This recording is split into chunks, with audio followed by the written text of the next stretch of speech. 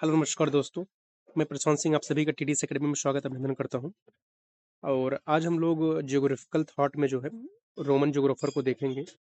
और यह उन विद्यार्थियों के लिए है जो कोर ज्योग्राफी के हैं और जो टीजीटी पीजीटी और असिस्टेंट प्रोफेसर नेट वगैरह के एग्जाम की तैयारी कर रहे हों उनके लिए है, क्योंकि ज्योग्राफिकल थॉट जो है स्पेसिफिक तौर पर उन्हीं को पढ़ना पड़ता है। जबकि और जो अदर जो जीएस की तैयारी कर रहे होते हैं या सिविल सर्विसेज की तैयारी कर रहे होते हैं तो उनके लिए भूगोल में फिजिकल इंडियन और ह्यूमन ज्योग्राफी ज़्यादा इंपॉर्टेंट हो जाता है। तो ज्योग्राफिकल थॉट अधिकतर जो कोर ज्योग्राफी के विद्यार्थी होते हैं उनके लिए ज़्यादा इंपॉर्टेंट होता है। तो इसके पहले हम लोगों ने यूनानी जो भूगोलवेत्ता है उनको हम लोगों ने देखा और उसका वीडियो अपलोड अगर आप लोगों ने नहीं देखा तो देख लीजिए। आज हम लोग रोमन ज्योग्राफर को देखेंगे और हमारा अप्रोच होगा कि हम लोगों ने 10 मिनट का एक सीरीज स्टार्ट किया है, जिसमें प्रत्येक टॉपिक को हम लोग 10 मिनट में कंप्लीट करते हैं रैपिड रिवीजन के माध्यम से, जिसमें बहुत डिटेल नहीं, एग्जाम पॉइंट ऑफ व्यू से हम लोग देखते हैं, जिससे कम समय में हम अधिक से अधिक चीज़ों को कवर कर सकें और एग्जाम को जिससे हम जो है क्रैक कर सकें। ठीक है, आज हम लोग रोमन ज्योग्राफर में देखेंगे जो महत्वपूर्ण हमारे भूगोलवेत्ता हैं, और फिर उसके बाद देखेंगे कि मेंस में रोमन भूगोलवेत्ताओं से कैसे प्रश्न आ सकता है और क्या अप्रोच हमारा होना चाहिए, कैसे लिखेंगे हम लोग, क्या स्ट्रक्चर होगा आंसर का हमारे। और इनसे हम लोग देखेंगे कि क्या इनकी रचनाएं हैं, क्या इनका स्टेटमेंट है और क्या इनका योगदान है। ठीक है, और फिर उसी के आधार पे हम लोग रोमन भूगोलवेत्ताओं से जो प्रश्न पूछे जा सकते हैं मेंस में हमारे, क्योंकि अब चाहे टीजीटी की आप तैयारी कर रहे हो, चाहे पीजीटी की तैयारी कर रहे हो, चाहे आप असिस्टेंट प्रोफेसर जीडीसी की तैयारी कर रहे हो, चाहे जीआईसी की तैयारी कर रहे हो, है ना, या ईएमआरएस वगैरह का एग्जाम जो होता है, या आप एनबीएस केबीएस की तैयारी कर रहे हो, तो हर जगह जहाँ पर भी पीजीटी टीजीटी की तैयारी कर रहे हो तो अब मेंस लिखित हो गया है, तो इसलिए अब आपको लिखने का भी जो उसी प्रकार वो प्रैक्टिस करना है, कैसे प्रश्न हमारे पूछे जा सकते हैं और कैसे अप्रोच हमारा क्या होगा। ठीक है, तो इन सब को ध्यान में रखते हुए कि जैसे आप जो एमसीक्यू प्रश्न पूछे जाते हैं उसको भी आप सॉल्व कर सकें, और जो मेंस पे प्रश्न कैसे बन सकते हैं, क्या अप्रोच होगा, उसको भी आप कहीं न कहीं इसको क्रैक कर सकें। ठीक है, उसको सॉल्व कर सकें। तो आइए हम लोग आज देखते हैं किसको-किसको देखें। तो हम लोग जो महत्वपूर्ण भूगोलवेत्ता हमारे हैं, स्ट्रैबो, प्लिनी, टालमी, पॉम्पोनियस मेला, है ना, ये 4 हमारे महत्वपूर्ण भूगोलवेत्ता हैं रोमन में। इनको हम लोग देखेंगे और मेंस में जो प्रश्न होगा और क्या स्ट्रक्चर होगा उसको हम लोग देखेंगे। ठीक है, तो आइए हम लोग सबसे पहले स्ट्रैबो के विषय में देखते हैं, है ना। पहले रोमन भूगोलवेत्ताओं ने क्या काम किया। रोमन भूगोलवेत्ता ऐसे विद्वान थे जिन्होंने भूगोल को प्रशासन, इतिहास, व्यापार और सैन्य आवश्यकताओं से जोड़ा। और रोमन भूगोल का मुख्य उद्देश्य व्यवहारिक ज्ञान था, न कि केवल सैद्धांतिक अध्ययन। और इनके लेखन से हमें प्राचीन विश्व, विशेषकर भारत रोम व्यापार की महत्वपूर्ण जानकारी मिलती है ना। तो रोमन भूगोलवेत्ताओं ने इसको व्यवहारिक रूप दिया और इन्होंने प्रादेशिक और ऐतिहासिक जो है भूगोल के विकास में महत्वपूर्ण योगदान किया, है ना। तो प्रादेशिक और ऐतिहासिक भूगोल के विकास में इन्होंने जो है महत्वपूर्ण योगदान दिया। ठीक है, तो ये हो गए हमारे रोमन भूगोलवेत्ताओं से संबंधित। तो आइए सबसे पहले आज हम लोग स्ट्रैबो को देखते हैं।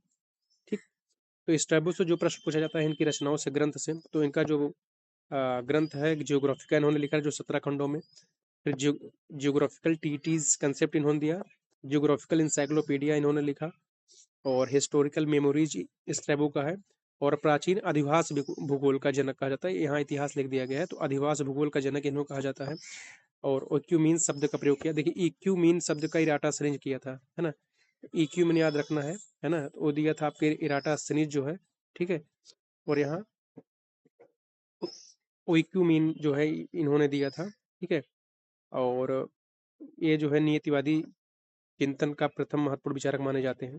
ठीक है, तो ये मुख्य जो फैक्ट इनसे है, इसको हम लोगों ने देखा, अब इनका योगदान देखे हैं। तो इन्होंने बताया कि इटली की जो कहीं न कहीं उसके विकास के पीछे कारण की बात करें तो इन्होंने बताया कि उसकी जो भौगोलिक स्थिति है जो है, वहाँ के निवासी को प्रगतिशील एवं विकासशील बनाती है। ठीक है, तो इन्होंने सुरक्षित भौगोलिक स्थिति जो है इटली की जो है, उसे जो है प्रगतिशील और विकासशील बताती, यह इनका स्टेटमेंट था। और भूगोल को इतिहास और राजनीति से जोड़कर इन्होंने देखा। उनका मानना था उनका मानना था कि भूगोल का ज्ञान जो है शासकों, प्रशासकों और सेनापतियों के लिए आवश्यक है। ठीक है, और मानव पर्यावरण संबंधों पर इन्होंने जोर दिया था। ठीक है, तो ये मुख्य इनका जो है योगदान रहा। और स्ट्रैबो ने भूगोल को सामाजिक विज्ञान के रूप में प्रस्तुत किया था। और भूगोल का वर्णन प्रत्यक्ष यात्रा पर नहीं बल्कि ग्रीक लेखकों के विवरणों पर आधारित था इनका। ठीक है, और इनकी सीमाएं यही रही कि इन्होंने वैज्ञानिक मापन की कमी की, कई स्थानों पर इनका विवरण जो है अनुमान पर आधारित था स्ट्रैबो का। और इनका महत्व इसलिए है क्योंकि इन्होंने मानव भूगोल का प्रारंभिक विचारक इनके माना जाता है, और भूगोल को व्यवहारिक विषय के रूप में जो है प्रस्तुत करने का काम किया इन्होंने। ठीक है, तो स्ट्रैबो के बारे में हम लोगों ने देखा। अब आइए प्लिनी के विषय में हम लोग देखते हैं। तो प्लिनी के जो प्रमुख ग्रंथ है वो नेचुरल हिस्टोरिया है 37 खंडों में। और इनका जो मुख्य योगदान रहा कि एक 20 कोशीय जो है रचना, इंसाइक्लोपीडिक जो है रचना की है इन्होंने। भारत की आर्थिक समृद्धि का विस्तृत इन्होंने वर्णन किया। भारत रोम व्यापार का स्पष्ट उल्लेख किया और मसाले, विशेष काली मिर्च जो है का इन्होंने वर्णन किया। रेशम, कीमती पत्थर, हाथी दांत, ये सब जो व्यापार हुआ करते थे रोम और भारत के बीच में, इसका उल्लेख किया इन्होंने। और इन्होंने बताया कि भारत से जो व्यापार है, क्या रोम का जो है बहुत सारा सोना जो है बाहर चला जा रहा है, क्योंकि बहुत से जो है कीमती पत्थर या बहुत से काली मिर्च वगैरह रोमन में आते थे, है ना। तो वहाँ पे सोना जो है भारत आता था, इसलिए इन्होंने लिखा कि भारत व्यापार के कारण जो है रोम का बहुत सारा सोना जो है बाहर चला जा रहा है ना। हम्म। और भारतीय समुद्री व्यापार मार्गों और बंदरगाहों का उल्लेख इन्होंने किया। इनका महत्व यह था कि इन्होंने प्राचीन भारत के विदेशी व्यापार का सबसे महत्वपूर्ण रोमन स्रोत माना जाता है और भारत को धनवान देश के रूप में प्रस्तुत किया है ना। तो ये जो है प्लिनी से जो है महत्वपूर्ण इनके योगदान और विचार रहे। अब आइए हम लोग टॉलमी को देखते हैं, जो बहुत ही इंपॉर्टेंट है हमारे रोमन में जो है। तो इनके जो प्रमुख ग्रंथ की बात करें तो द गाइड टू ज्योग्राफी इनका है। द ज्योग्राफी इन्हीं की पुस्तक है। एल्माजिस्ट और ज्योग्राफिक सिंटैक्टिक्स, है ना। और सिंटैक्टिक्स कहते हैं, द आउटलाइन ऑफ ज्योग्राफी इन्हीं का है। और एनालिमा, ज्योग्राफिया, ये सब इन्हीं की पुस्तकें हैं। ठीक है, तो ये जो है जो प्रमुख ग्रंथ इनका है, इसको याद रखना है। The guide to geography, the geography, Almagest, analemma, geography syntactics, the जो आउटलाइन ऑफ ज्योग्राफी, है ना, ज्योग्राफिया, तो ये सब इन्हीं की पुस्तकें हैं। ठीक है। अब आइए हम लोग इनके मुख्य विचार देखते हैं। इन्होंने भूगोल को वैज्ञानिक आधार प्रदान किया। टालमी ने विश्व का मानचित्र रूपांतरित शंक्वाकार प्रक्षेप पर बनाया, है ना, मॉडिफाइड जो है कोनिकल प्रोजेक्शन के रूप में इन्होंने प्रस्तुत किया। और इन्होंने पहली बार अक्षांश देशांतर रेखाओं पर आधारित विश्व का मानचित्र बनाया। ठीक है, तो याद रखना है।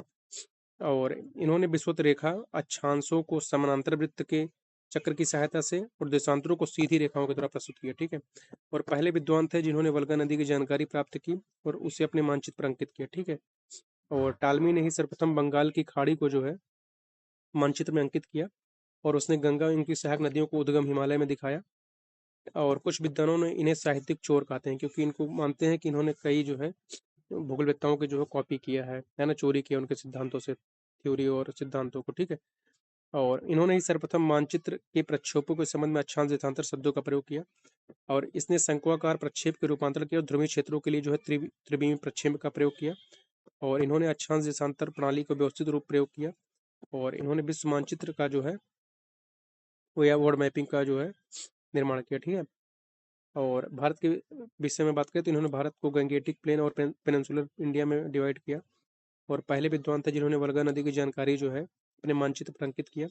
और टालमी ने हिंद महासागर के दक्षिण में एक महाद्वीप की कल्पना की, जो वास्तव में अंटार्कटिका महाद्वीप था और जिसकी 18वीं शताब्दी में कैप्टन कुक ने खोज निकाला था। और टालमी ने ही सर्वप्रथम बंगाल की खाड़ी को मानचित्र में अंकित किया। ठीक है। इन्होंने बंगाल की खाड़ी को सर्वप्रथम जो है मानचित्र में अंकित किया और गंगा एवं उसकी प्रमुख सहायक नदियों का उद्गम हिमालय से दिखाया। टालमी ने इमागो मुंडी या संसार के चित्र का निर्माण किया। ठीक है। और टालमी के एक खोजों से खोज के महान युग में भूगोलवेत्ताओं एवं अन्वेषकों को टेरा इनकॉग्निटा या अनजान भूमि की खोज की प्रेरणा मिली, है ना। और नदियों, नगर, बंदरगाहों को उल्लेख किया, निर्देशांक के आधार पर स्थान निर्धारण किया, है ना। तो ये जो है टालमी से मुख्य बात है। इनकी सीमाएं यह रही कि इन्होंने पृथ्वी की परिधि का गलत अनुमान लगाया था। कुछ क्षेत्रों का आकृति जो है इनके मानचित्र में विकृत था जो है। और आधुनिक मानचित्र, इनके महत्व की बात करते हैं, आधुनिक मानचित्र मानचित्रण का आधार प्रस्तुत किया और वैज्ञानिक भूगोल के जनक माने जाते हैं। ठीक है। तो ये हमारे टालमी से मुख्य बातें होंगी। टालमी से काफ़ी प्रश्न पूछे जाते हैं रोमन भूगोलवेत्ताओं में। तो इनके जो ग्रंथ हैं, पुस्तक है, इसको याद रखना है। फिर इनके विचार जो है ना, तो शंक्वाकार प्रक्षेप को याद रखना है। और अक्षांश देशांतर रेखाओं के आधार पर विश्व मानचित्र बनाया। ठीक है। प्रथम विद्वान था, वल्गा नदी की जानकारी दिया। टालमी ने बंगाल की खाड़ी को सर्वप्रथम अंकित किया था। ठीक है। और मॉडिफाइड जो है शंक्वाकार प्रक्षेप बनाया था। ठीक है। तो ये सब जो है याद रखना है। और एक महाद्वीप की कल्पना किया था हिंद महासागर के दक्षिण में। ठीक है। जिसे अंटार्कटिका जो है बाद में खोज निकाले कुक ने जो है। ठीक है। और बंगाल की खाड़ी में को अंकित किया। ठीक है। और इमागो मुंडी, ठीक है, टेरा इनकॉग्निटा, तो ये सब कहीं न कहीं इन्हीं से जुड़ा हुआ है, टालमी से याद रखना है। अब आइए हम लोग देखते हैं पोम्पोनियस मेला के बारे में। तो पंपोनिस मेला के जो प्रमुख ग्रंथ है इन्हीं से प्रश्न पूछता है। तो इनका कस्मोग्राफिया और डिकोरोग्राफिया है, ठीक है, इनके जो प्रमुख रचना है। और इनके योगदान की बात करें तो क्षेत्रीय रीजनल ज्योग्राफी में काम किया, और इन्होंने विश्व को क्लाइमेटिक जोन में डिवाइड किया और पृथ्वी को 5 बृहद खंडों में बांटा, ठीक है। और भूमध्य सागरीय क्षेत्रों को केंद्र में रखा इन्होंने, ठीक है। क्षेत्रीय अध्ययन की परंपरा शुरुआत की, ठीक है। तो इन्हीं से जो है पंपोनियस मोला के बारे में हम लोगों ने देखा। अब आइए हम लोग देखते हैं कि रोमन जो भूगोलवेत्ता थे उनकी क्या समान विशेषताएं थी। उन्होंने व्यवहारिक भूगोल पर काम किया, प्रशासन व्यापार से जुड़ा दृष्टिकोण इनका था, मार्ग आधारित मानचित्र बनाया और सैद्धांतिक गहराई इनके में अपेक्षाकृत कम थी, ठीक है। अब आइए हम लोग जो मुख्य बातें हैं इसमें हम लोग अब मेंस का प्रश्न देखते हैं। बाकी हम लोगों ने सब देख ही लिया जो है, ठीक है। तो मेंस में जो प्रश्न आता है हमारा, कि अगर पूछ लिया गया कि रोमन भूगोलवेत्ताओं के योगदान का मूल्यांकन कीजिए, ठीक है। तो सबसे पहले इंट्रो में हम क्या लिखेंगे कि रोमन भूगोलवेत्ता भूगोल को एक व्यवहारिक और अनुप्रयोगात्मक विषय के रूप में विकसित किया। ग्रीक परंपरा से प्रेरित होकर इन्होंने भूगोल को का उपयोग प्रशासन, व्यापार, सैन्य अभियान और ऐतिहासिक विश्लेषण के लिए किया, जिसमें स्ट्रैबो, प्लिनी, टॉलमी, पोम्पोनियस मेला रोमन भूगोलवेत्ता परंपरा के प्रमुख प्रतिनिधि थे, ठीक है। तो ये हो जाएगा हमारा इंट्रो। अब मेन बॉडी में हम लोग लिखेंगे जो रोमन भूगोलवेत्ता मुख्य रहे, जैसे स्ट्रैबो। अब इनका योगदान क्या था, इन्होंने ज्योग्राफिका में भूगोल को इतिहास और राजनीति से जोड़ा, और उनके अनुसार भूगोल का ज्ञान शासकों प्रशासकों के लिए आवश्यक है, और उन्होंने मानव पर्यावरण सम्मत पर बल दिया, जिससे मानव भूगोल की प्रारंभिक अवधारणा के विकसित हुई, ठीक है।